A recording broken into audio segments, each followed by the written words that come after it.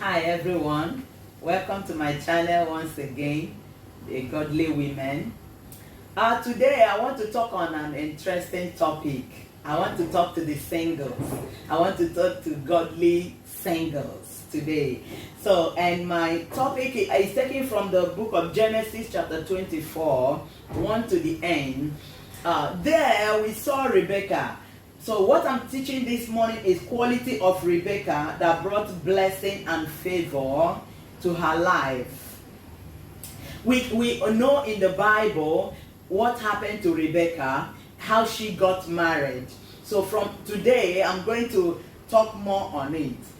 So please, because of our time, I want you to take time and read Genesis chapter 24, 1 to the end. Some of the qualities that got her blessings and favor are as follows. She was beautiful.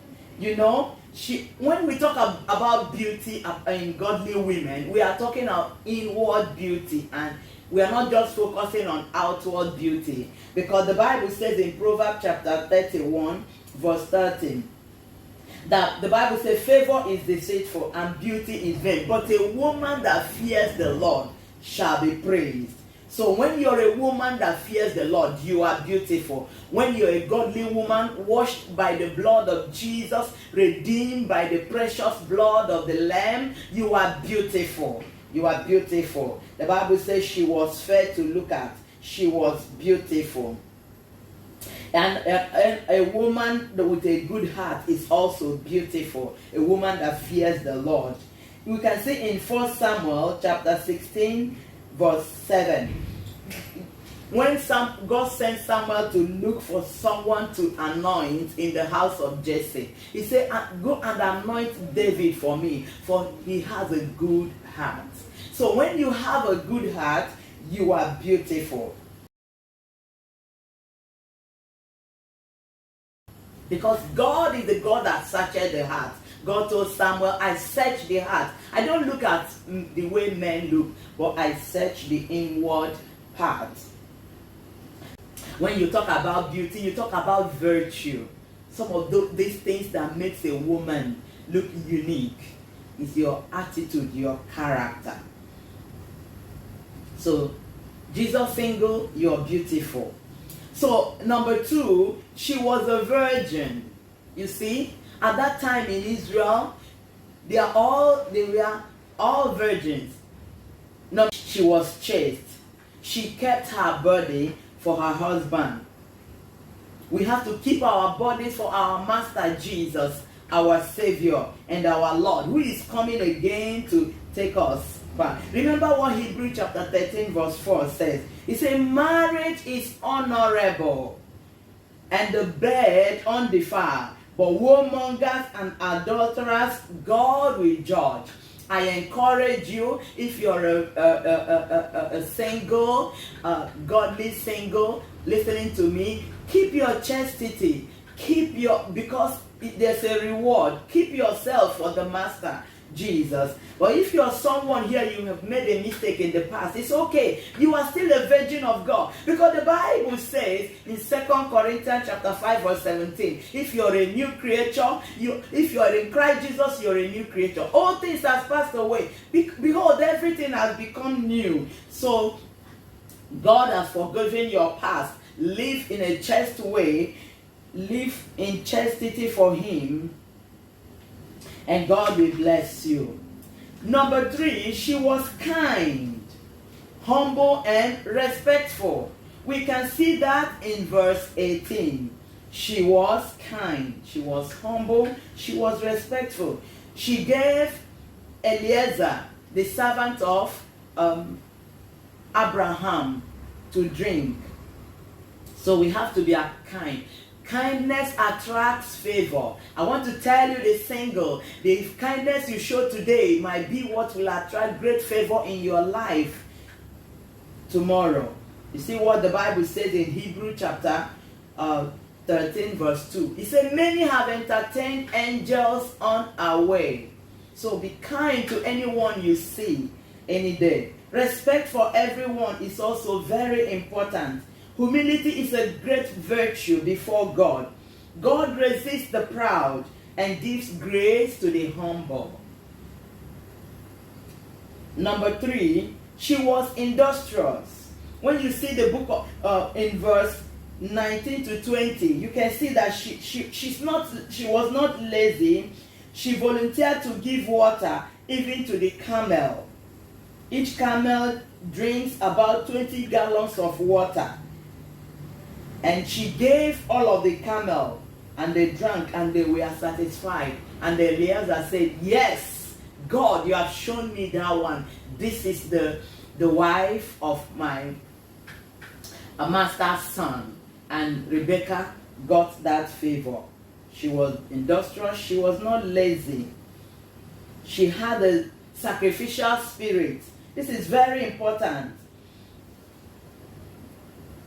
There's a level of grace and favor you cannot attain in your life until you are ready to go the extra mile, until you're ready to pay extra sacrifice. Sometimes it's not really easy. Sometimes it's demanding. But if you're someone that's always going extra mile in order to please someone, in order to make someone happy, there's always a favor you gain from God. And that was what she did. She was sacrificial. She brought the water and gave to them to drink. That was spirit of sacrifice, and she was blessed. Number 6, she showed hospitality. You see, when Eliezer asked her, do you have a room? She said, yes, we had to. You know, she never thought someone like me might think, taking this man, we need more extra chores in the house. It will make me come many times and take more water from the well. I'm not ready for this. But she showed hospitality. She said, come, and we have room for you. That was a great virtue that earned her the blessing and the favor she enjoyed. She was a woman of faith. In verse 58, she had not seen Isaac, but she said, I am going. She told her people, I am going. It's a far country she never knew. She don't know what's going to happen. She has not seen Isaac. How if she didn't even think, if I get there and Isaac is a blind man or Isaac is a lame man, what will I do? But she took faith and courage. She said, I am going there. I am going to be a wife to Isaac. That was very good, and God honored her faith, because God is always honoring faith. No matter the little faith, God honors our faith. Complete trust and confidence in God. She trusted God and had confidence. Even though I have not seen Isaac, I don't even know if he's rich or poor, but I'm going to go. So that faith is good. We have to learn to go more on faith and bring our faith up. She understood that the just shall live by faith. And it helps her. I encourage you, godly women, daughters of the Most High God, I encourage you to trust God. Not just what you are saying. We are not moved by what we see, but we move by our faith. We don't live. Remember 2 Corinthians chapter 5 verse 7. The Bible says we are not moved by what we see, by sight, but we are moved by faith. Trusting God in everything. Maybe that man is not rich today. You can go to that life and that man will be rich. God will bless you and bless that man. She got marital blessing from her parents. That's in verse 60. You can see that she got marital blessing from her parents. That's the area I want to talk now. Sometimes we Christians, when we want to marry, our parents try to say no. And some of us need patience with them. We need to give them patience and keep praying until God changes their mind. Some of us just go without their blessing, go and marry in the court. I don't care what happens, I will not come to this home anymore. No, I believe when we seek God more, I believe that when we pray more, God will touch their hearts. And also you can meet a relative that they can listen to and give them some time so that they can make up their mind, so that you will have a blessing in your home. I have seen so many people that got married, they don't have the parental blessing, they just go. Some of them remained barren. Some of them had so many problems in their marriage until it is revealed. So young ones, I encourage you, when your parents say no, give them some time, pray for them, look for someone to talk to them, look for someone that they can hear their voice, and get your marital blessing. Is very important. But if it continues that no matter what you did and it takes a long time, they are not ready to change, then the leaders of the church will then decide what to do. You see in verse 64 to 65, she was submissive. Immediately she saw Isaac from afar, she took her veil and covered her face, showing submissiveness. I tell you the truth, young girls, if you are not obedient to authority in your home, in your church as a single, it's going to be a bit difficult to be submissive under a man. And one of the ways you can get God's blessings in marriage is by being submissive to the man you married. Brought comfort to Isaac. Verse 65, the Bible says she brought comfort to Isaac. Immediately she came to the house of Isaac. Isaac was comforted. I want you to make up your mind as you are going into marriage, as you are praying for marriage, you are praying for that man, that as you enter into that man's life, you will be a comfort to that man. You will be a blessing to that man. The book of Proverbs chapter 18 verse 22, the Bible says, whosoever findeth a wife findeth a good thing and obtaineth favor from the Lord. A man that is going to marry you is going to find a good thing, and he's going to get a favor from the Lord. So that's why I encourage you, make up your mind to be a blessing. Pray towards it. Father, a man that I'm going into his life, I'm going to be a blessing. I'm going to bring great impact. I'm going to cause a great change in the life of that man. If the man was not living well, as I come, there will be increment, there will be favor in the life of that man, because I'm a daughter of the kingdom, because I'm a godly woman, and I'm going there to impact the life of that man. I'm going there to be a blessing to that man and not a curse to that man. Isaac was comforted. Immediately he married Rebekah. And that is what we have to pray, that as we go into that the life of that man, God is going to transform that man, and the man is going to have great favor.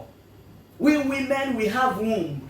Everything that comes into our lives multiplies. You can bear me witness. So you have to keep praying about this. As God, whomsoever I'm going to marry, that man is going to be multiplied.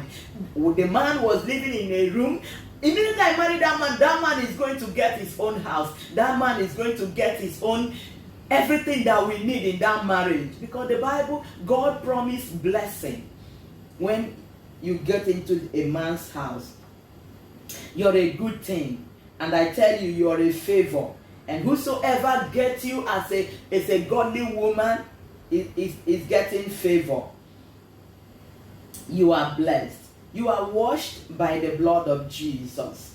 In the name of Jesus. Thank you for watching. Let me pray for you.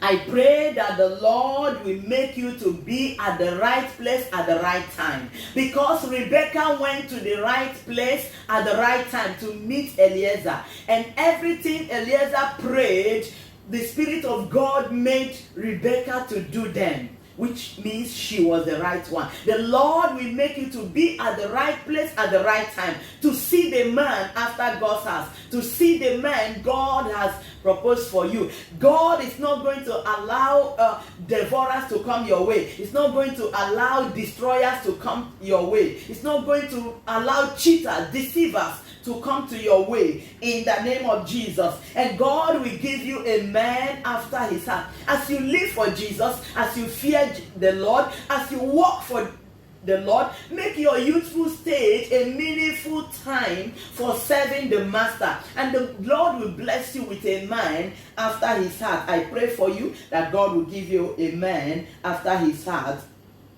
And the Lord will give you a man that loves you. Above all, a man that will cherish you for whom you are. A man that will be ready to tolerate your idiosyncrasies. A man that will be ready to love you for whom you are, not just for what you have.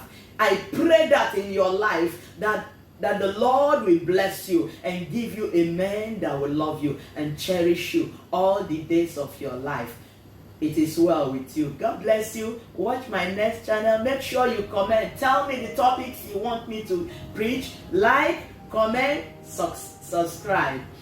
I pray for you as you continue to be a godly woman. The Lord will bless you. You are blessed.